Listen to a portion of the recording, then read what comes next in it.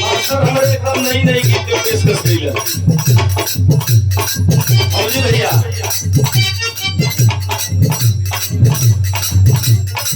ये समय बड़ा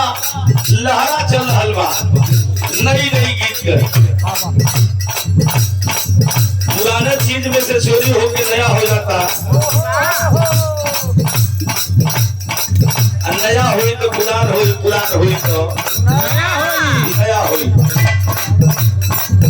देखा कौन नई नवेदी दुल्ही हो यही ठंडी के महीना में ओकर बियाह भइल बा यही ठंडी के महीना में बियाह भइल बा ससुरा में एक महीना बिता के जब नैहरा में गए उस सखी से ले हर कुछ का निकाह हो कैसन हो तोहार दुल्हनिया कहे कि ये सखिया हमार सैया हमारा के इतना माने ले कि का कहीं जान से भी बढ़ के हमके माने ले। वो सखिया कहे बारे सखी